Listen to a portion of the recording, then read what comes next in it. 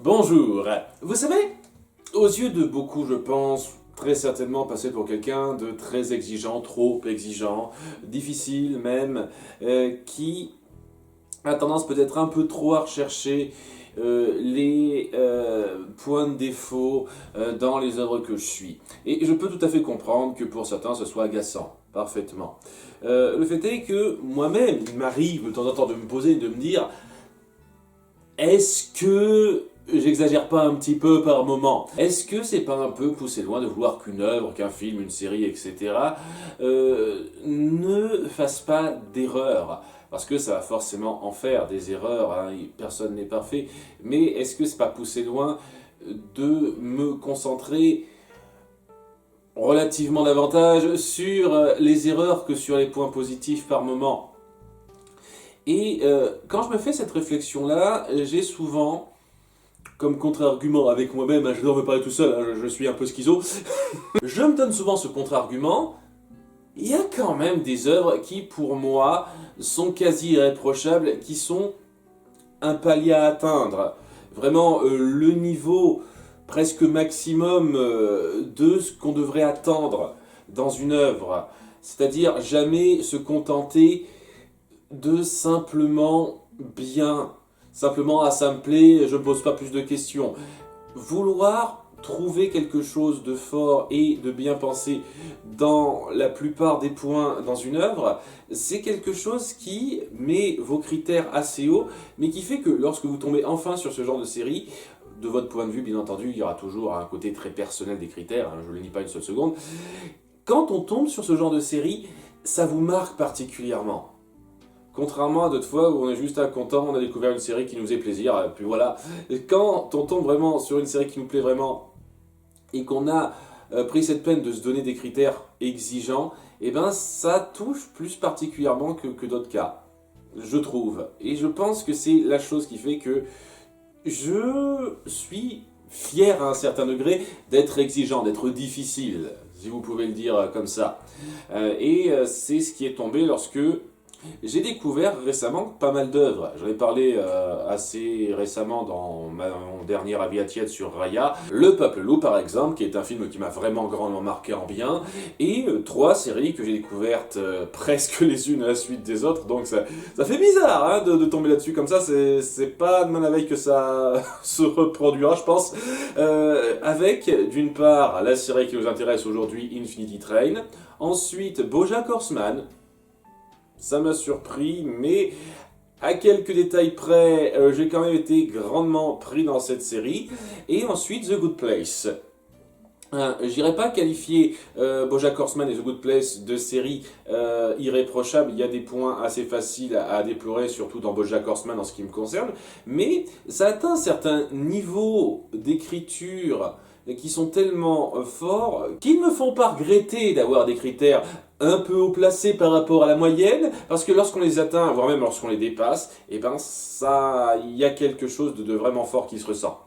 Et donc, oui, pour parler rapidement de BoJack Horseman et de The Good Place, ce sont de très bonnes séries, très sympathiques dans leur approche, qui ont su avoir des moments très forts en termes d'idées, en termes de mise en scène, en termes de caractérisation des personnages. J'aurais certaines choses à redire ponctuellement en termes de ton, surtout pour BoJack Horseman, mais ce sont des séries que je trouve géniales et qui méritent vraiment qu'on s'en souvienne. Et évidemment Infinity Train, et qui m'a vraiment soufflé de saison en saison, de la saison 1 à la saison 3, et dont j'ai découvert récemment la saison 4. On va en parler de cette saison 4, hein, c'est un petit peu le but de cette vidéo, le but central, mais voilà, si je tiens à faire cette intro, c'est vraiment pour dire que moi qui avais quelques craintes récemment d'être un peu trop un ronchon dans mes goûts, parce que je trouvais pas que certains films ou certaines séries que je découvrais récemment étaient si géniaux que ça, j'ai été très agréablement surpris de tomber sur des cas qui ont vraiment su me toucher comme ça, me marquer comme ça. Et vraiment, avec ce que j'ai découvert récemment, je pense, et je vais en parler rapidement, ça, faire un petit changement, un tout petit remaniement du top 15 que j'avais fait à ce niveau-là. Je tiens à en parler rapidement. Je pense, avec ce que j'ai découvert, hein, donc les trois séries que j'ai adorées et Game of Thrones que j'ai découvert après donc avoir fait mon top 15 des séries. Je pense que si je devais refaire la liste, ce serait ça. Bien, ça fait un petit peu le topo pour ceux qui se poseraient la question. Vous verrez donc dans cette liste que j'ai tendance à considérer Infinity Train comme supérieur, mais je vais quand même mettre un petit bémol parce que c'est une série qui n'est pas finie à 100%, dira-t-on. Et ça va être le petit point de gêne que je vais avoir en termes de critique pour cette saison 4, cette série en règle générale. C'est que c'est une série très intéressante, très intelligente dans son approche, qui a vraiment su m'agripper à de nombreux moments, mais il y a la crainte assez forte que ça s'arrête là. Et si ça s'arrête là, ça va être gênant. Je vais le dire clairement. Pour parler donc d'Infinity Train, pour ceux qui ne connaissent pas, parce que c'est vrai que c'est pas une série très connue par chez nous, elle n'a pas eu de traduction française, donc si vous pouvez la découvrir, ce sera seulement en VO. Il y a une VOSTF qui a été faite, donc vous pouvez la trouver sans trop de problème en cherchant un petit peu, mais vous ne pourrez pas voir de VF, puisqu'il n'existe pas de VF à ce jour. Peut-être que ça se réglera à un moment donné, mais au moment où je vous parle, non, il n'y a pas de VF existante. Ce qui est franchement dommage parce que ça mérite d'être connu. On va suivre donc un train infini. Entre guillemets, je pense pas qu'il soit vraiment infini, mais c'est un train excessivement long avec un nombre de wagons qui n'arrête pas d'augmenter au fur et à mesure. Donc, il a un potentiel infini, ce train, dans un sens. Autrement dit, ce titre est mathématiquement tout à fait recevable, je le précise, et dans lequel chaque saison, chaque livre, on parle de livres, hein, livre 1, livre 2, livre 3, un peu comme dans Avatar, donc ça va, on se mouche pas du coude. Et à chaque nouvelle saison, on va découvrir un petit peu ce train, qu'est-ce qu'il fait. Le principe de ce train, c'est qu'il reçoit des gens de notre monde humain typique à nous, pour leur faire subir un tas d'épreuves de wagon en wagon, où le but, c'est pas vraiment qu'ils passent ces épreuves, c'est peut-être un but sous-jacent, mais c'est surtout qu'ils apprennent à évoluer de leur situation erratique. C'est quelque chose qui s'apprend pas tout de suite, hein, ça se découvre dans la saison 1, c'est un truc dont je pourrais parler un petit peu, mais là je fais un petit peu le topo global. En gros, ils ont un problème de considération, soit personnel, soit envers les autres, qu'ils doivent arranger. Et ce train, qui est mu par une volonté encore moyennement définie à l'heure actuelle, on va un petit peu dans le détail là-dessus, mais on n'est pas précis à 100%. Ce train se donne pour but d'apparaître dans notre réalité, de prendre ces gens-là s'ils décident de rentrer à l'intérieur. Il y a un choix quand même qui se pose, hein. C'est pas comme si c'était 100% contre leur gré, même si bon, hein, c'est normal de se faire avoir par ça. Et le but de ce train, c'est donc de leur faire passer, à travers ces épreuves, cette étape de leur vie où ils doivent s'améliorer. Et donc, ça peut tomber sur n'importe quelle tranche d'âge. On va sur majoritairement des jeunes. Ça, c'est typique. Et chaque nouvelle saison, on verra qu'il y aura des problèmes différents à surmonter, et donc des aventures un peu différentes. Et on pourrait se dire que c'est vraiment des saisons totalement à part, quoi. Vraiment, c'est une petite anthologie presque. On suit d'abord un personnage, puis un autre, et il y a une attache, un lien assez léger. Sauf que le lien n'est pas si léger que ça, en tout cas dans les 3 premières saisons. À nouveau, je reviendrai sur la saison 4, dans le fait que ça déroule à l'univers pour nous, sans nous l'expliciter de façon forcée ou grossière. Vraiment, on n'a pas de phase d'exposition grasse qui nous sont données, peut-être un tout petit peu dans la saison 2, au moment où on sait déjà ça. Donc, c'est histoire de poser un petit peu une nouvelle situation. Il n'y a pas de phase d'exposition grasse qui nous est donnée, c'est vraiment une découverte via la mise en scène et surtout, en grande partie, comment le personnage central découvre ce monde, vit ce monde-là.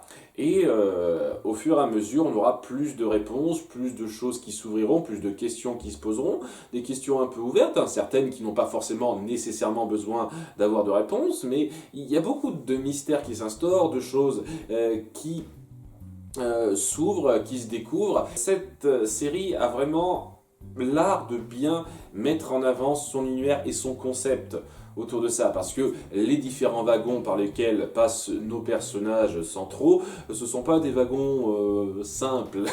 Chaque wagon a vraiment une thématique très magique, hein. C'est une technologie SF très magique au bout du compte, hein. Une fois de plus, on n'a pas vraiment d'explication précise à ce qu'est le train, pourquoi il est là. On voit son objectif, on finit par découvrir qui le dirige, mais on n'a pas d'explication précise à d'où il sort, pourquoi exactement il fait ça. Donc il reste pas mal de mystères à ce niveau-là. Et donc la technologie très bizarre, très alien, parce qu'il y a certaines théories, une étant que c'est un train créé par des extraterrestres. Pourquoi pas, c'est une théorie tout à fait viable. Il y a plusieurs théories. On a donc, grâce à cette technologie très farfelue, énormément de wagons à thème très créatifs qui par moments peuvent être un peu enfantins, mais qui souvent sont très bien pensés et créent des cas vraiment auxquels on n'aurait pas pensé avant. Il y a pas mal de ces wagons imaginaires qui sont portés vraiment sur des thèmes très inventifs et visuellement très prenants à suivre. Et certains, tu t'attends pas vraiment à ce que ce soit si extraordinaire que ça, mais il y a une façon de le montrer, une façon de le mettre en scène qui arrive à rendre une partie de ces wagons vraiment très intéressant. Et certains qui sont très minimalistes des fois. Il y a un wagon, c'est juste, il y a un crapaud au centre, il faut le frapper pour ouvrir la porte qui mène au prochain wagon. Des fois c'est très minimaliste, mais on joue bien sur l'imagination, les différents cas possibles de wagons pour appuyer les différentes phases par lesquelles passent nos personnages, parce que c'est le plus important. On se centre sur un personnage, ses craintes, ce qui se passe mal dans sa vie pour qu'il en évolue, tout en allant un peu plus loin. Et c'est sur ça que je vais revenir en parlant petit à petit des différentes saisons qu'on a eues avant de me centrer un peu plus sur la saison 4. Et quand je dis un peu plus, je pense que je n'ai pas non plus passé tant de temps que ça en plus sur la saison 4 par rapport aux saisons 1-3. C'est une excuse, hein, c'est vraiment une excuse pour parler de toute la série, hein, je vous cache pas. Donc la saison 1 se centre donc sur Tulip, une jeune ado experte en informatique qui vit très mal le divorce de ses parents. Donc le but de cette aventure, ce sera qu'elle surmonte ça. Mais ce qui est très intéressant par rapport à ça, c'est que ce n'est qu'une partie du scénario. Évidemment, c'est mis en place, c'est mis en scène de façon parfois très forte, lorsqu'on joue un petit peu sur sa perception dans un certain wagon par exemple. Mais en plus de ça, il y a aussi l'aspect découverte. C'est vraiment le tout premier personnage, le héros numéro 1, qui découvre ce train en même temps que nous, spectateurs. Elle découvre un petit peu ses us et coutumes, comment il fonctionne, avec donc une curiosité très intéressante et une méthodologie qui permet vraiment d'arriver à vraiment suivre ça pour une première fois. C'est un premier protagoniste très bien pensé à cet égard-là. Et en plus de ça, on montre qu'il y a déjà quelque chose qui se passe au sein même du train, qu'il y a des choses à régler par rapport au conducteur supposé et à ce qu'il envoie et certaines des menaces qu'il représente, parce qu'il y a une certaine menace globale qui est mise en place en dépit de ça. Le train, dès le début, dès la saison 1, on montre qu'il ne marche pas à la perfection, qu'il y a des problèmes à gérer. Et j'aime beaucoup ça. Il y a cette découverte qui est très fluide, bien menée, où on suit en même temps que l'héroïne la chose, et en même temps, on va plus loin. On dit que oui, ce qu'on découvre, c'est pas exactement comme ça devrait marcher normalement. Et on amène ça de façon très intéressante, très intelligente, comme je l'ai dit, avec la relation que Tulip nourra avec One One, une espèce de robot à double personnalité qu'elle croisera, qui est assez drôle, hein, j'aime bien, et aussi un petit peu avec Atticus, un corgi parlant, hein, c'est un roi corgi de son wagon. Il y a un comportement de chien couplé à des attitudes princières et une certaine verve plutôt drôle. J'avoue que le mélange est bien fait. Les personnages sont récurrents, donc c'est ces trois-là. Et il pose très bien le ton de l'univers sans aller trop loin dans le ridicule, dans le gimmick facile. Atticus et One One sont un peu plus que les gimmicks qu'ils semblent être. Il y a une relation qui se noue et qui se ressent vraiment entre eux et notre héroïne. Et certains personnages qu'on voit sur le train sont récurrents. Notamment, je pourrais parler de Samantha, un chat qui apparaîtra dans chaque saison. C'est un chat français. elle a un accent français et elle a quelques élocutions françaises. Donc, cocorico. Voilà, pourquoi il n'y a pas de VF, merde, avec ça, quoi. Donc... Il y a beaucoup de personnages récurrents très intéressants dans cette découverte qui est rondement menée. Et vraiment, c'est une série, une première saison qui pose très solidement les bases et qui laisse vraiment bien prévoir le meilleur pour la suite. Parce que ça nous donne le thème, ça nous montre déjà dès le début quelques moments où ça n'hésite pas à être sombre. Dans les derniers épisodes, c'est sombre par moments, quoi. Ça ose aller assez loin quand même. Pas aussi loin que la saison 2 et la saison 3 le feront, mais ça va assez loin. Et donc ça pose très bien les bases. Et la seule chose que j'aurais à reprocher vraiment à cette première saison, c'est le fait que certains éléments vont trop vite. Là, je peux me centrer un petit peu sur le format. Le format, je n'ai pas parlé, mais c'est un format particulier puisque c'est chaque saison, chaque livre contient 10 épisodes de 11 minutes. Donc voilà, un format typique depuis quelques temps. Les épisodes qui durent plus de 20 minutes, mais 10. Et au début, je vous cache pas que je trouvais ça un peu dommageable parce que j'ai toujours trouvé que lorsqu'on veut raconter quelque chose, de pousser sur le temps, il y avait vraiment une perte qui se créait avec un format aussi petit. Et c'est ce que je pensais, même des séries qui étaient bien faites avec ce format, comme La Forêt de l'étrange. Il y a vraiment quelques relents de La Forêt de l'étrange que je tiens à préciser. Vous risquez, en tout cas dans la première saison, de ressentir un peu cet effet-là. C'est vraiment un petit peu le même effet que La Forêt de l'étrange pour ceux qui ne connaissent pas, qui est une série très sympathique, mais qui a quelques défauts assez importants de rusher pour moi, par rapport à son format. Ici, je le ressens un petit peu dans la saison 1, je le ressentirai moins dans les saisons 2, 3 et 4, mais on sent un petit peu cet effet rusher dans la saison 1, où il y a quelques développements qui auraient mérité d'être un tout petit peu plus étalés sur le temps. Je pense notamment à l'épisode 2, où on essaye déjà de nous donner l'impression qu'il y a un lien un tout petit peu poussé qui s'est formé entre Tulip et One One, alors que je pense qu'il aurait fallu passer plus de temps là-dessus. Et la fin, où ça se résout de façon peut-être un petit peu trop rapide.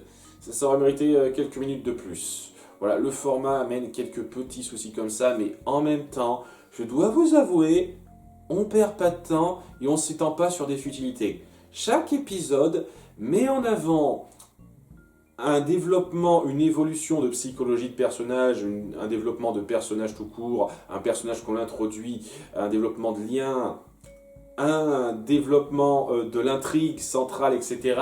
De façon à ce que on n'ait pas l'impression une seule seconde que ça traîne. Et je préfère largement des séries qui vont droit au but comme ça, sans perdre de temps avec du rien à côté, quitte à aller un peu trop vite, que les séries qui s'étendent trop en racontant du vide, tout simplement, une bonne partie du temps, pour arriver à leur scénario principal, leur fil rouge. Steven Universe par exemple, totalement le principe, quoi. Donc j'estime que c'est La Forêt de l'étrange en un peu mieux maîtrisé. La Forêt de l'étrange, je ressentais un peu plus cet aspect rushé que dans Infinity Train. Mais Infinity Train, si c'est encore un peu présent dans la saison 1, ça se ressentira presque plus dans les saisons 2 et 3. Honnêtement, les saisons 2 et 3, ça s'est vraiment grandement amélioré en termes de rythme par rapport à la saison 1 et je trouve que ça a été parfaitement mené. La saison 2 se centrera sur un personnage un petit peu particulier et qui fait un petit peu spoiler par rapport à la saison 1 parce que, comme je l'ai un tout petit peu pointé avant, les scénarios ne sont pas indépendants des autres. On va faire en sorte que ce soit lié. Même la saison 4, qui est la moins liée, il va y avoir quelques petits liens qui se feront. Et la saison 2, elle est totalement liée à un personnage qui a été introduit dans la saison 1, c'est-à-dire Mirror Tulip, le reflet de Tulip qui prend vie dans un des wagons et qui finit par avoir un peu son indépendance. On se centrera donc sur ce personnage-là, de même que sur un humain qui a été pris dans le train qui s'appelle Jesse, et un animal un petit peu loufoque de cerf qui s'appelle Alan Dracula. Hein, c'est pas comme ça qu'il s'appelle lui-même, c'est comme ça qu'on va le nommer en fait. Jesse est un petit peu excentrique dans sa façon de nommer les choses. Donc ouais, on va suivre ces trois personnages-là, majoritairement. Donc, Mirror Tulip, MT, comme elle aime se fait rappeler, parce que ça l'embête qu'on lui rappelle qu'elle provient d'une autre personne.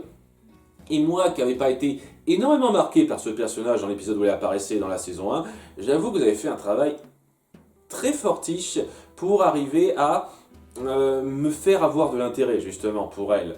Me faire totalement compatir avec sa situation, comment elle se sent et son besoin d'être quelqu'un. Il y a vraiment ce lien qui finira par se créer entre Jesse et MT, au fur et à mesure qu'ils apprendront à se connaître. Possiblement amoureux, mais pour l'instant, c'est de ce qu'on voit dans cette saison, c'est très amical. Par rapport à ce qu'il doit traverser Jesse. Parce qu'au départ, Jesse il est là pour une raison un peu particulière, plutôt intéressante une fois de plus, et il s'en veut d'avoir suivi le groupe en faisant du mal à quelqu'un, et on aura toute une mise en scène qui amènera à ce qu'il finisse par totalement regretter ses actes et aller de l'avant à ce niveau-là, mais ça ira un peu plus loin que ça, parce que au fur et à mesure de ses aventures, il nouera une relation avec MT. Et on partira sur une considération différente au bout du compte. Plus que Jesse qui doit sortir du train, il y aura la considération de « Et MT alors ?» Qu'est-ce qu'on fait d'elle? On la laisse comme ça? Est-ce qu'il n'y a rien d'autre à faire pour elle? Il y a quelque chose de très intéressant dans énormément de confrontations qui sont faites, notamment avec la police qui la recherche, parce que un reflet ne peut pas vivre en dehors du wagon des reflets. Il y a une police spéciale pour ça, donc on veut la capturer soit pour l'éliminer, soit pour la remettre dans ce monde des reflets. Et une confrontation avec un groupe supplémentaire qui s'appelle l'Apex, qui va amener une considération au-delà du principe même de ce train, en fait, qui nous fera réfléchir sur la méthodologie qui est mise en place et les travers qu'on peut y déceler. Il y avait déjà un petit peu ça dans la saison 1, là on va encore plus loin. C'est très intéressant. Et grâce à ça, ça amènera une relation très forte entre nos deux personnages, et surtout comment notre personnage central, vraiment MT, c'est elle le personnage central, voudra s'émanciper. C'était très bon par rapport à ça. J'aime énormément la relation entre Jesse et MT. Alan Dracula, l'animal en question, il est drôle. C'est pas le plus marquant, mais j'avoue qu'il me fait un peu délirer dans son approche. C'était excellent dans cette façon de faire les choses, et j'aime beaucoup le fait qu'on appuie, en plus que ce soit un personnage repris de la saison 1, que c'est l'après-coup de la résolution de la saison 1 aussi. Voilà, il y a des choses qui ont été un peu arrangées à la fin de la saison 1 au sein du train, on fait l'après-coup. Et ça montre qu'il y a une continuité vraiment importante qui est prise en compte, qui m'a beaucoup plu. Et la saison 3, on passe à la saison 3 maintenant, ça a été pour moi l'apothéose de ce que cette série a pu réussir à faire, et ce qui m'a fait considérer cette série comme vraiment éligible parmi mes séries préférées de tous les temps. C'est centré sur deux personnages, Grace et Simon, ou Simon si vous préférez. C'est pas impossible que j'alterne entre les deux prononciations, vous m'excuserez. Bref, Grace et Simon, qui font partie de l'Apex dont j'ai parlé. L'Apex, c'est un groupe très spécial qui juge, avec ce qui s'est passé, ce qu'on a mis en place dans la saison 1, que la façon de réussir dans ce train, c'est d'avoir le plus grand nombre accroché à sa main. Je n'ai pas parlé de ce détail-là, c'est un petit peu important. On a un décompte sur sa peau qui indique à quel degré on a vacillé du bon chemin, dans un sens. Il y a eu une espèce de compteur mental psychologique là-dedans, plutôt clair, j'avoue, hein, ils sont plutôt bien recherchés, et le but c'est de faire en sorte que ça tombe à zéro, du fait qu'on n'ait rien à se reprocher, qu'on soit en paix avec ses décisions, et une fois qu'on fait ça, ben, on a une porte qui permet de revenir chez soi. Ce compteur, l'Apex pense qu'en fait il faut faire tout le contraire, il faut l'élever de plus en plus. Et pour ce faire, il faut détruire des trucs, ne pas apprendre de ses erreurs, tout simplement foutre le bordel et avoir le plus grand score. Il voit ça comme un jeu en fait, dû à une certaine influence à cause d'un événement de la saison 1. Et on les découvre au début dans une approche qui est vraiment spéciale parce que ça nous fait pas du tout les apprécier. Ah oui, non, mais au début, ils sont très antipathiques et c'est totalement voulu. Il y a une mise en scène que je trouve magistrale dans un numéro musical qui est mis en avant sur l'acceptation des autres, tout simplement, de façon très simple, hein, mais un rythme très tonitruant et jovial. Pour enchaîner directement sur nos héros, on va dire protagonistes plutôt, qui foutent le bordel, qui suivent leur directive de tout casser et d'avoir le plus de points possible en n'ayant absolument rien à foutre de ceux qui l'entourent tant que ce ne sont pas des humains. On s'en fiche royalement des autres en fait. Et dès le début, ils sont rendus très antipathiques. Le premier épisode, ça reprend ce qu'on avait vu d'eux dans la saison précédente, puisque comme je l'ai dit, ils ont été introduits dans la saison précédente. On voit que ce sont des gens antipathiques qui n'ont aucune considération pour tout ce qui n'est pas humain venant du monde réel. Et on va les mettre dans une situation où ils devront traverser le train pour rejoindre les leurs et devront apprendre un petit peu de leur aventure ou pas en ayant fait la rencontre d'un personnage qui s'appelle Hazel et de son gorille de compagnie qui s'appelle Tuba. Voilà, une petite fille très mignonne, choupie comme tout, sa relation avec Tuba est magnifique. Tuba, c'est le meilleur compagnon qu'on ait eu sur cette série, je trouve. Voilà, j'aime beaucoup One One, hein, mais Tuba, je pense qu'elle le bat un tout petit peu. Et à partir de là, je vais éviter de trop en dire. Parce que pour moi, ça a été une vraie découverte très forte, très impactante et plus prenante que j'ai subie en voyant ça, et surtout quand je me suis rendu compte de jusqu'où on osait aller. Hein, parce que j'ai déjà parlé rapidement dans la saison 1 qu'on allait assez loin des fois dans le sombre. Dans la saison 2, il y a quelques moments qui étaient assez graves, hein, un peu sanglants dans un certain sens. Hein. Ça allait assez loin et cette saison 3 va encore un cran au-dessus. Et ce qui est très intéressant par rapport à ça, c'est la relation que vont nouer nos deux personnages avec Hazel. Bien sûr, elle a cette petite fille qu'il rencontre et comment elle va un petit peu chambouler la vision des choses de certains. Et surtout, comment chacun de nos deux personnages centraux, puisque nos deux personnages centraux, c'est clairement Grace et Simon, vont gérer ce changement, vont gérer ces informations. Et c'était vachement intéressant. Vachement intéressant de voir ce parallèle se faire entre ces deux personnages-là sur le concept simple, qui n'est pas forcément simple à comprendre, mais simple à dire, de comprendre ses erreurs. Tout simplement, de comprendre qu'on fait des erreurs. Et il y a un personnage pour qui ça va bien se passer, l'autre un peu moins. Et j'ai adoré cette évolution en parallèle qui s'est créée, la tension que ça a créée, et la résolution de fin qui est... Mais vraiment, hein, l'épisode final, c'est le meilleur épisode de cette série pour l'instant. Et la façon dont on a jonglé avec cette relation au fur et à mesure, dont on l'a fait évoluer, dont on a appuyé le lien qu'Hazel représente, que ce soit avec Tuba ou même avec Grace et un peu Simon, c'était très bon, vraiment très bon. Il y a énormément de développements qui sont extraordinairement bien pensés et fortement mis en scène, qui vous laissent un impact réel pour moi. Et oui, c'est pour cette saison 3 que je mets cette série aussi haut dans mon classement à titre personnel, parce que ça a osé aller très loin et ça a su parfaitement gérer son rythme. Comme je l'ai dit, les saisons 2 et 3, il y a peut-être 2-3 petites choses qui vont un chouïa trop vite, mais c'est beaucoup moins gênant que dans la saison 1. Ça a su trouver son rythme. Et c'est là qu'on s'était arrêté pendant un petit moment parce qu'il y a eu un petit suspense, une petite crainte de la part de la fanbase qui a adoré cette série à juste titre, parce que j'en fais partie, dans le fait qu'on n'a pas annoncé un renouvellement de cette série. Et que les créateurs avait été inspiré, on dit tiens, étant donné que ça s'appelle Infinity Train, un bon nombre de saisons, ce serait cool que ce soit 8.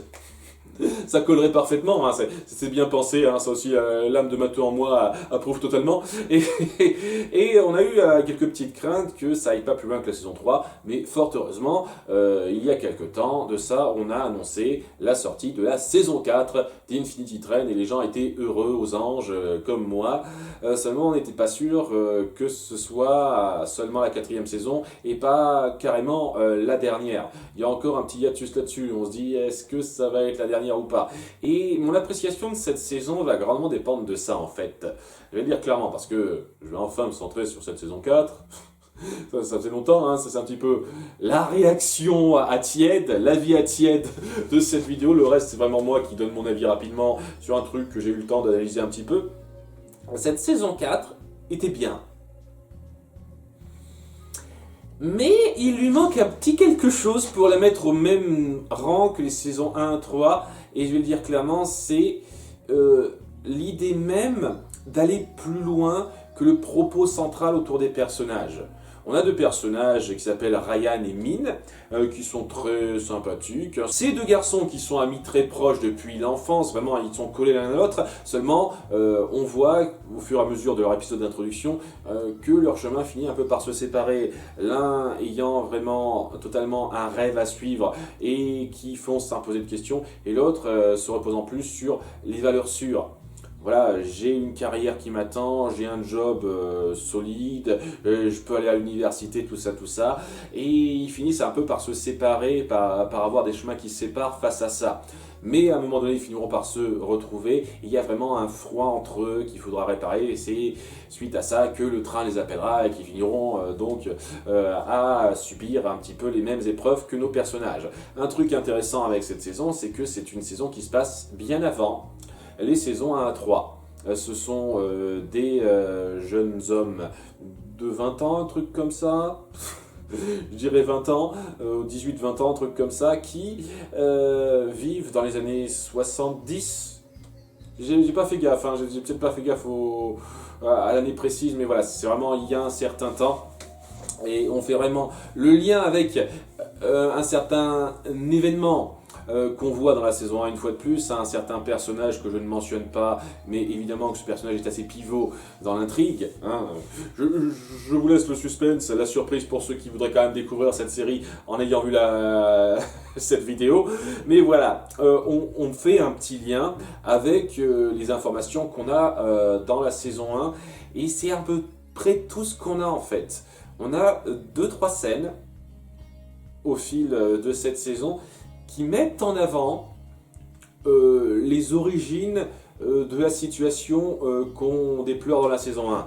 En dehors de ça, c'est juste l'histoire de nos deux personnages en fait. Et on n'essaye pas de chercher plus loin, on n'essaye pas de repousser le principe de la méthodologie du train et les affres, les petits hiatus qu'il peut y avoir là-dedans.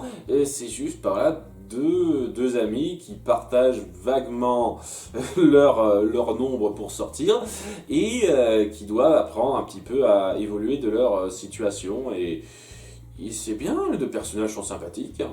J'aime beaucoup cette approche, on voit vraiment l'aspect très réaliste de la personne terre à terre et de celle qui veut suivre ses rêves, et un truc qu'on aurait dû faire mais qu'on ne le fait pas super bien malheureusement, de concilier un petit peu les deux.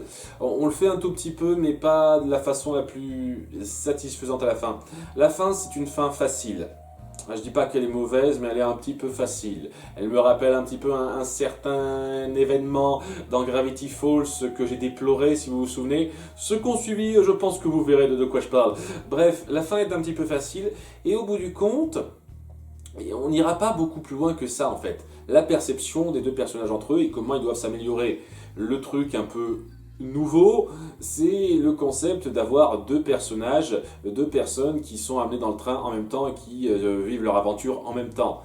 Pas qu'ils se rencontrent au fur et à mesure, un truc comme ça. Non, c'est le seul truc un petit peu nouveau qui est mis en place, et en dehors de ça, c'est une aventure sympathique et qui plonge dans la psyché de nos personnages. Certains wagons sont plus créatifs que d'autres comme d'habitude. Il y en a certains qui m'ont bien fait sourire, d'autres un petit peu moins, mais la plupart étaient quand même bien pensés. Leur relation avec leur accompagnateur, la créature qui les accompagnait, était un peu moins forte que dans d'autres cas.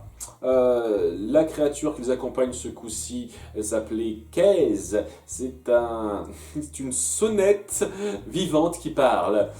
C'est particulier. J'avoue, hein, c'est pas un concept que j'aurais vu en tant que personnage principal, mais pourquoi pas? Pourquoi pas? Et je vous cache pas que au début ça allait sans plus, et c'est vraiment vers la deuxième moitié que j'ai commencé à être un petit peu attaché à elle. Mais voilà, c'est pas la plus marquante pour moi, c'est pas le plus fort des habitants de soutien du train qu'on ait fait, je trouve.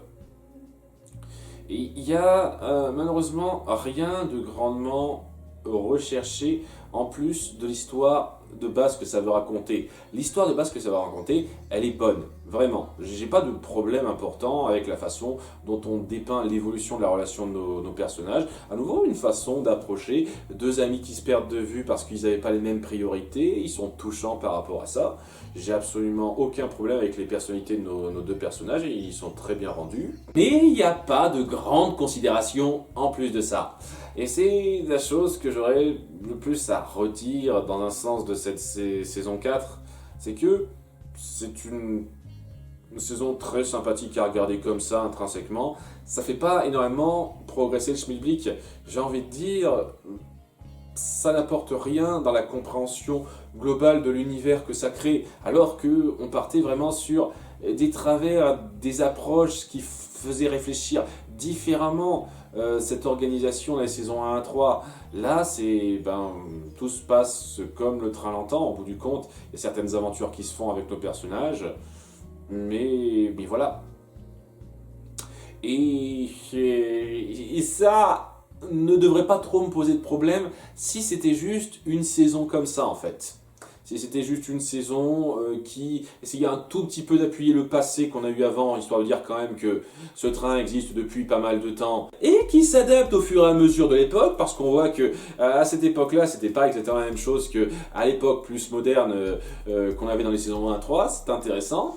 Mais bon, c'est pas non plus comme si c'était vital de savoir ça. Et ouais, on a un tout petit peu plus de développement, et quand je dis un tout petit peu plus, c'est vraiment un tout petit peu plus, sur ce qui a enclenché la situation qu'on a en début de saison 1. Et en dehors de ça, limite, on pourrait sauter ça, ça ne changerait rien au propos.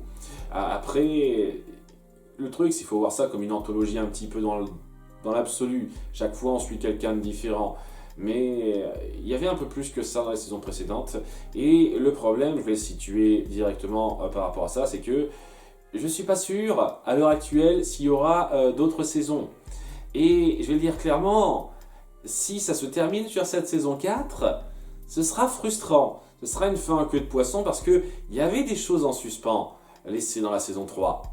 Des choses qui méritaient d'avoir des réponses, d'être poursuivies, ne serait-ce qu'autour de certains personnages sur lesquels on s'étend un petit peu dans les épisodes 7-8. Ces personnages-là sont très importants pour moi et pour une grande partie des fans et méritent plus que la situation qu'on leur a donnée à la fin de la saison 3, la dernière fois qu'on les a vus dans la saison 3. Et j'espère vraiment qu'on se centrera plus là-dessus, qu'on développera plus ça et qu'on ira plus loin, qu'on développera davantage le lore global de cette Infinity Train. Si ça se termine sur cette saison 4, ce sera presque une fin en queue de poisson, ou tout simplement c'était une aventure de plus. Une aventure bien faite intrinsèquement, pas de problème, mais juste une aventure de plus. Et je pense que c'est la chose qui fait que je reste un petit peu sur le qui-vive quant à comment je vais considérer cette série en fait. Est-ce que je vais la considérer parmi mes préférés de tous les temps ou pas? Si ça se termine là-dessus, c'est pas impossible que je revoie son positionnement dans mon top 15 personnel à la baisse. Parce que ce serait pas une bonne fin. Ce serait clairement pas une bonne fin. Il en faut plus. Il faut aller plus loin pour moi. C'est pas une conclusion, ce qu'on a eu dans la saison 4. Il faut minimum une saison 5 de conclusion, et si possible que ça aille jusqu'aux 8 saisons qui se sont fixées pour aller plus loin. Parce que ça le mérite. C'est une série qui ose aller loin, qui a un grand talent d'écriture, de mise en scène, et qui mérite d'être connue, qui mérite d'avoir du succès, bien plus qu'énormément de séries médiocres qui sont renouvelés constamment et qui pour ma part n'auraient clairement pas dû. Voilà un petit peu le ressenti un peu amer que j'ai en voyant cette saison 4 qui, je le redis, intrinsèquement est très sympathique, mais j'irais quand même la qualifier de la plus faible de cette série, mais plus faible d'une série qui a fait que de très bonnes saisons. C'est pas non plus une insulte, c'est juste pour dire que terminer sur cette note-là, ce sera pas le plus fort que vous aurez fait, quoi. Si vous terminez sur cette note-là, j'espère que non. J'espère qu'on aura une saison 5, une saison 6, une saison 7, une saison 8. Et que vous irez totalement jusqu'au bout de ce que vous avez envisagé. Parce que je sens vraiment, quand je vois la façon dont est amené cet univers, que les créateurs savent ce qu'ils font et un peu jusqu'où ils vont. Je pense qu'ils ont vraiment planifié un petit peu pas mal des réponses les plus importantes sur le fonctionnement de ce train et ce serait vraiment dommageable, vraiment dommage qu'on n'aille pas jusqu'au bout. Après, en tant que Français, je sais pas si je peux faire grand chose par rapport à ça. J'ose espérer que HBO saura vraiment reconnaître l'intérêt des fans et permettra à cette série de perdurer le temps qu'elle en a besoin. Sinon, je vous remercie d'avoir suivi. Je vous conseille bien entendu fortement de regarder Infinity Train. Ça vaut le détour, vraiment. Il y a une vidéo STFR, donc n'hésitez pas à vous la procurer si vous pouvez. Merci d'avoir suivi. À bientôt pour de futures vidéos. Bye!